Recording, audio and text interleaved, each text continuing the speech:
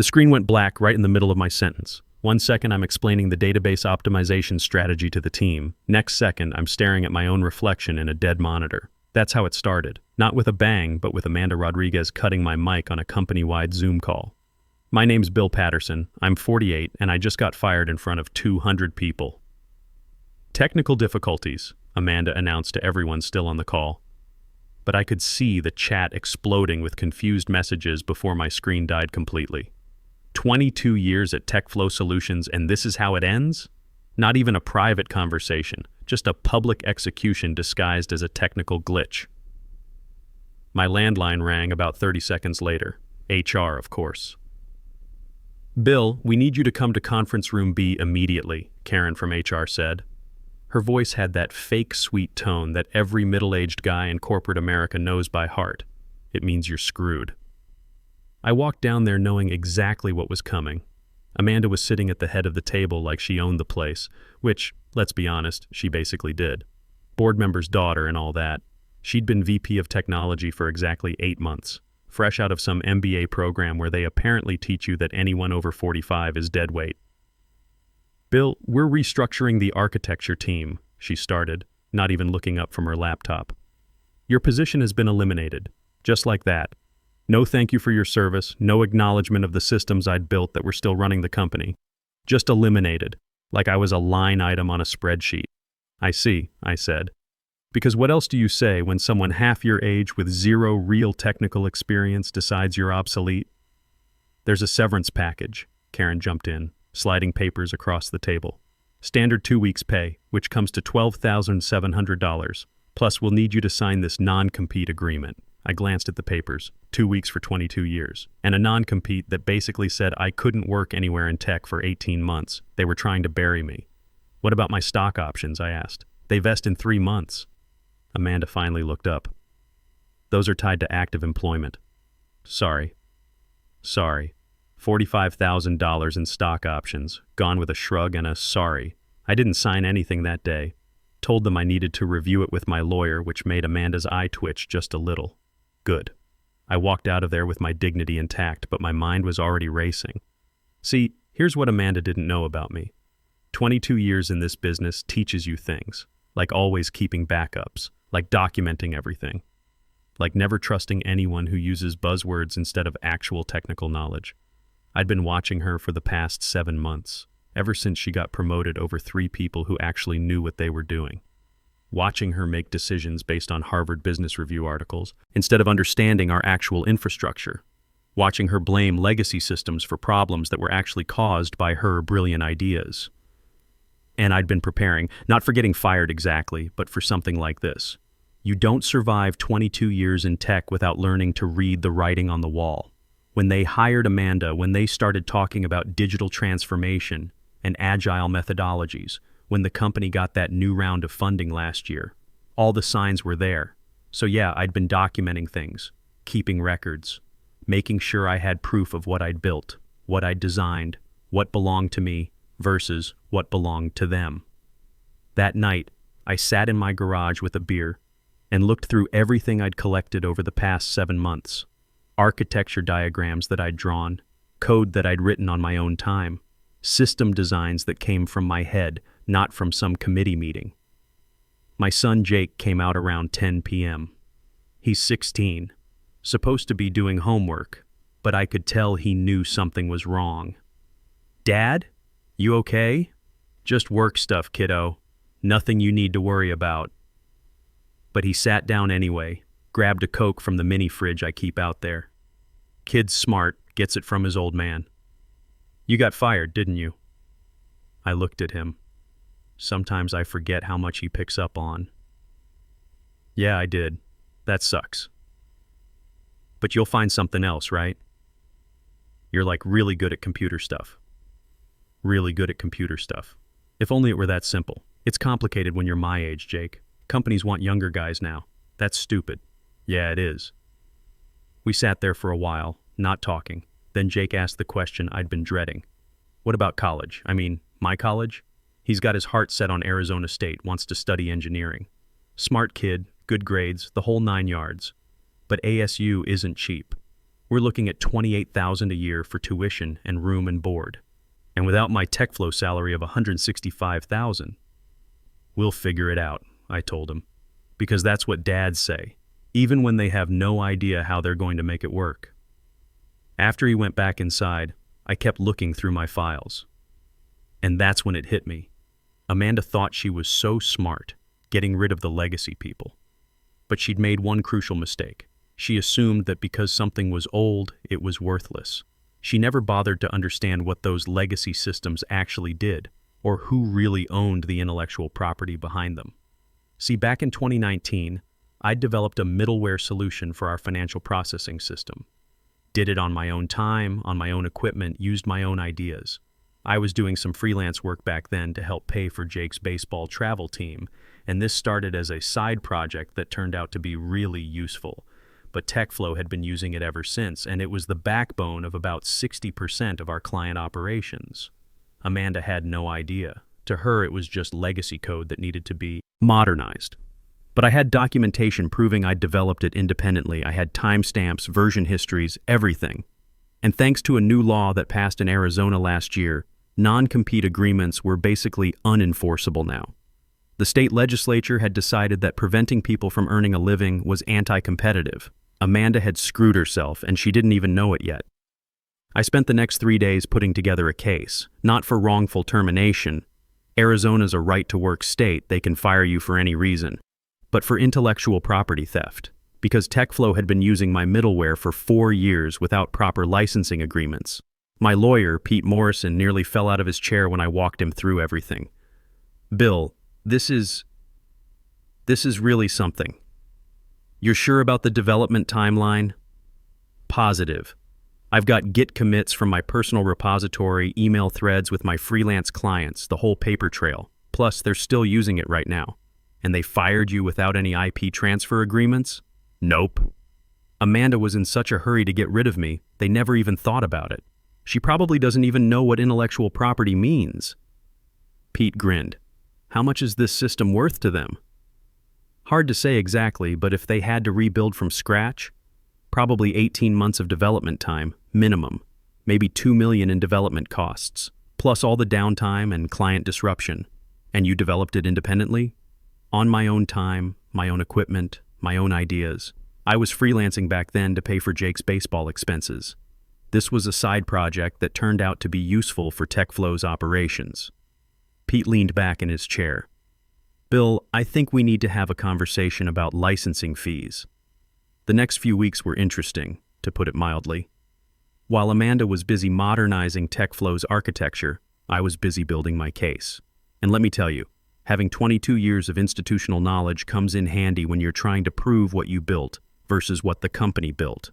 I wasn't in any hurry, though. Pete advised me to let them get comfortable first, let them think they'd gotten away with it. Meanwhile, I was documenting every day they continued using my middleware without authorization. Each day was another count of copyright infringement.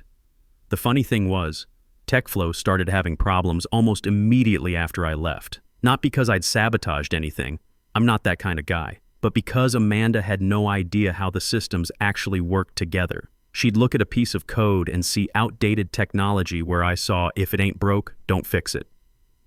I heard through the grapevine that they'd had 3 major outages in the first month after my departure. Jake's friend's dad works there in accounting, and word gets around fast in Phoenix's tech scene. Apparently, Amanda was bringing in consultants left and right trying to figure out why the financial processing system kept hiccuping. Dad, Mr. Rodriguez says they're paying some consulting firm $500 an hour to fix problems, Jake told me one evening. Isn't that like way more than they were paying you? About 3 times more, yeah, that's pretty dumb. Sometimes the cheapest option ends up being the most expensive, kiddo. They never thought to call me, of course. Pride goeth before the fall, as they say. But I was keeping track of every consultant they hired, every hour they billed, every system that went down. All of it was evidence of how much my work was actually worth. I spent those weeks doing 2 things, building my legal case and looking for work. The job search was about as fun as you'd expect for a 48-year-old in tech. Lots of interviews with 25-year-olds who kept asking if I was comfortable with modern development practices. One kid actually asked me if I knew what GitHub was. I showed him my profile with 15 years of commit history. But I wasn't too worried about the job situation because Pete had some interesting news. I've been researching similar cases, he told me over lunch at our usual spot downtown. There's precedent in Arizona for pretty substantial licensing settlements when companies use independently developed IP without proper agreements. How substantial? Well, there was a case in Tucson last year. Software developer, similar situation to yours. Company settled for ongoing royalties plus a lump sum. Ongoing royalties? Think of it like rent. They want to keep using your system, they pay you monthly licensing fees. Could be for years. I nearly choked on my sandwich. Seriously? Seriously? And given that your middleware is integrated into their core operations, removing it would be expensive. Very expensive. That afternoon, I got a call from Jake's school. He'd gotten into a fight, which wasn't like him at all. When I picked him up, he was quiet the whole drive home. His knuckles were scraped, and he had a bruise forming under his left eye. Finally, in our driveway, he opened up. Some kids were saying you got fired because you're too old, that companies don't want old people anymore, that you'll probably end up working at Best Buy or something. My heart broke a little. This kid shouldn't have to worry about this stuff, shouldn't have to defend his old man's reputation at school. You know what, Jake? Sometimes old just means experienced, and sometimes experience is exactly what you need. But what if you can't find another job? What if we have to move or I can't go to ASU? Then I'll make my own job. That's what experience teaches you. There's always another way. I meant it as a pep talk, but as soon as I said it, I realized it was true. I didn't need TechFlow or Amanda or any of them. I had 22 years of knowledge, a proven track record, and now potentially a nice licensing income to get me started. 2 months after getting fired, Pete filed the lawsuit. The reaction was immediate and satisfying. Amanda's assistant called the same day, wanting to discuss the situation. Pete advised me to let him handle all communication, which was fine by me. I was busy anyway. I'd started getting freelance work through my old network. Turns out, all those engineers I'd mentored over the years, they remembered. When their companies needed someone who actually understood legacy systems integration, they called me. When they needed someone who could diagnose problems that the young hotshots couldn't figure out, they called me. Within 6 weeks, I was making more per hour as a consultant than I'd ever made at TechFlow. But the real satisfaction came when Pete called with an update on the lawsuit just 3 weeks later. They want to settle, he said. Already? Their lawyers took one look at your documentation and basically told them they're screwed. Apparently, your middleware is more integrated into their operations than they realized. Removing it would require rebuilding about 40% of their client-facing systems. So what are they offering? $270,000 lump sum, plus monthly licensing fees of $12,000 for as long as they use the system. I had to sit down. $270K plus $12K a month? Jake's college was paid for. My retirement was back on track. Hell, I could probably retire early if I wanted to. There's more, Pete continued. They also want to hire you as a consultant to help transition to a new system. I started laughing. I couldn't help it. They want to pay me to help them get rid of my own software? At $250 an hour, yes. The irony was beautiful. Amanda had fired me to save money and modernize operations. Now they were going to pay me more than they ever had, just to fix the mess she'd created. But I wasn't done yet. Tell them I'll consider the settlement, but I want one more thing. What's that? I want a public statement acknowledging my contributions to TechFlow's core systems, and I want Amanda to sign it personally. Pete was quiet for a moment. Bill, that might be pushing it. Then they can keep paying licensing fees forever. Their choice. 3 days later, Pete called back. They agreed. Full settlement, plus the public acknowledgement. Amanda wasn't happy about it, but the board overruled her. The board? Apparently they're not thrilled with the performance issues since you left. Word is, Amanda's on thin ice already. That evening, I took Jake out for dinner at his favorite steakhouse downtown. Kid ordered the biggest thing on the menu, extra everything. The waiter looked at me like I was crazy when I said whatever he wants. So you're like, rich now? He asked, cutting into a ribeye that cost more than some people make in a day. Let's just say college is covered and then some. That's cool. But are you happy? I mean, about getting fired and everything? Smart kid, asking the real questions. You know what, Jake? getting fired was the best thing that ever happened to me. I just didn't know it at the time because of the money, because it reminded me what I'm worth.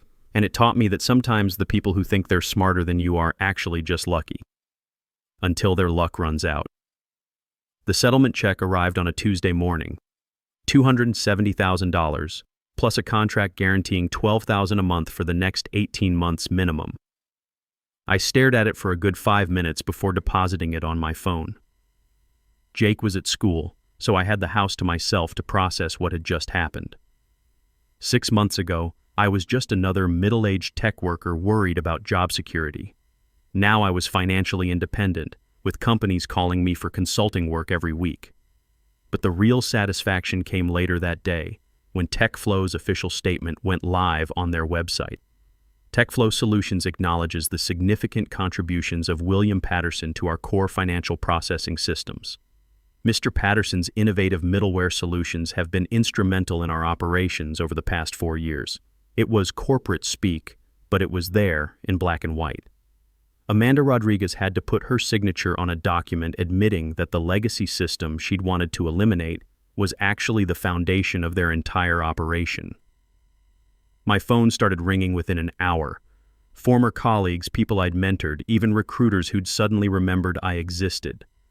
Bill saw the TechFlow statement, said Michelle Torres, who used to work under me before moving to a startup downtown. We're looking for a senior architect. Interested? Thanks, Michelle, but I'm pretty booked up with consulting work. What about equity? We're about to close Series B funding. A year ago, I would have jumped at that offer. Equity in a hot startup? Sign me up. But now I had leverage. I had options. Send me the details. I might be interested in an advisory role. That's how it went all week. Offers, opportunities, requests for my time and expertise.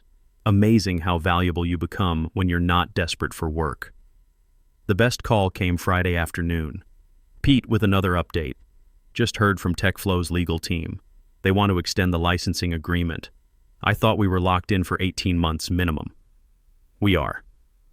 But they've realized that transitioning away from your middleware is going to take longer than expected. They're asking about a 3-year extension. At the same rate, they're actually offering $15,000 a month. I did the math in my head. $15K a month for 3 years was over $500,000. For software I'd already written. What's the catch? No catch. They just can't afford to rebuild right now. Too much disruption, too many client commitments. They're stuck with your system, and they know it. The phrase poetic justice doesn't even begin to cover it. That weekend, I was working in the garage, organizing all my documentation into proper files, when Amanda Rodriguez showed up at my door. Jake answered, came and got me with a confused look on his face. Dad, there's some lady here says she's from your old job. I found Amanda standing on my front porch, looking like she'd rather be anywhere else in the world. She was wearing jeans and a casual shirt, not the power suits she usually wore to intimidate people. Bill, she said, trying to sound professional. I was hoping we could talk. About what? About coming back. We're prepared to offer you a senior principal architect position, $185K base, plus equity, plus a $50,000 signing bonus. I almost laughed. Almost. Why would I want to come back, Amanda? Because... She struggled for a moment. Because we need your expertise. The transition is more complex than we anticipated. The transition to get rid of my legacy systems? Her face reddened. Look, maybe I misjudged some things, but we can make this work. You know these systems better than anyone. I sure do. That's why you're paying me $15,000 a month to license them. This could be better than consulting, more stable, full benefits package, 401k matching. I looked at her standing there, this MBA who'd thought she could just delete 22 years of institutional knowledge and replace it with buzzwords and best practices from business school. Amanda, let me explain something to you. I'm making more money now than I ever made at TechFlow. I'm working on interesting projects with people who respect my experience, and I own my time. Why would I give that up to come back and work for someone who publicly humiliated me? The board is reconsidering some recent personnel decisions, she said quietly. Translation. Amanda was getting fired, and they wanted me to come back and clean up her mess. I appreciate the offer, but I'm not interested. She nodded, like she'd expected that answer. What about the consulting rate? We're paying $250 an hour now, but for the transition project we could go to $350. $350 an hour. That was almost $700,000 a year if I worked full-time. But that wasn't the point anymore. Amanda, here's what I'll do. I'll finish the transition project we already agreed to. Professional, thorough, no drama.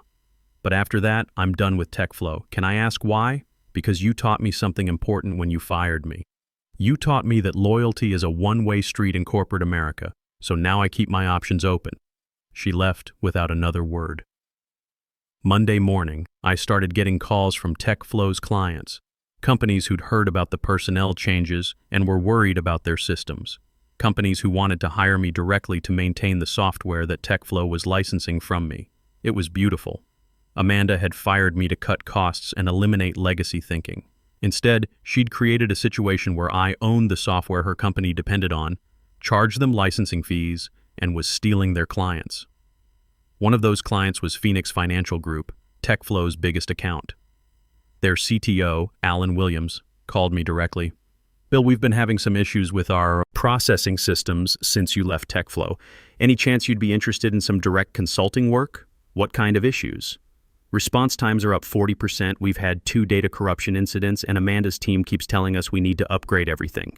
But the quotes they're giving us are insane. How insane? $1.2 million for a complete overhaul. They're saying your old systems are too outdated to maintain. I started laughing. Alan, those systems processed 500 million in transactions last month without a single error. The problems you're having are because they don't understand how to maintain them. That's what I figured. So what would you charge to come in and fix this mess? $200 an hour, and I can probably solve your problems in 2 weeks. Compared to 1.2 million, you're hired. 3 months later, Pete called with the final update on Amanda. She's out. Board voted her out last week. What's the official reason? Restructuring costs exceeded projections by 400%. Client satisfaction scores dropped 30%. 3 major data breaches during system updates. Ouch. Yeah. New CTO starts next month. Guy named Phillips worked at Microsoft for 15 years. First thing he did was approve the 3-year licensing extension at $18,000 a month, $18K a month, just for letting them use software I'd already written. You know what the funny thing is, Pete? What's that? I never wanted to get rich off this. I just wanted respect, recognition for what I'd built. If Amanda had just said, "Thank you for your service," and offered decent severance, none of this would have happened. Sometimes the best revenge is just success. By the end of that year, my consulting business was bringing in $40,000 a month. I had 3 regular clients, plus the TechFlow licensing fees, plus project work from my network. Jake's college fund was fully funded, my retirement account was back on track, and I was actually enjoying work again. The best part? I was working with people who valued experience instead of fearing it. Companies that understood that sometimes the guy who's been around the block knows which shortcuts actually work and which ones lead to disaster. That Christmas, Jake and I were throwing a football in the backyard. Kid's gotten taller, voice is changing, looks more like his mom every day. "Dad, can I ask you something?" "Shoot, are you happy now? I mean, happier than before?" I thought about it. A year ago, I was just another corporate drone, worried about layoffs and wondering if I'd saved enough for retirement. Now I was running my own business, had more money than I knew what to do with, and companies were competing for my time. Yeah, kiddo, I'm happy. But not just because of the money. Because of what? Because I remembered what I'm worth. And I learned that sometimes the worst thing that happens to you turns out to be the best thing. He nodded like he understood, which maybe he did. Smart kid, gets it from his old man. The football came back to me, and I caught it one-handed. Still got it, even at 48. From inside the house, my phone was ringing. Probably another company wanting to hire me. These days, they all wanted to hire me. Amanda Rodriguez had tried to bury me. Instead, she'd taught me how to fly. Funny how that works.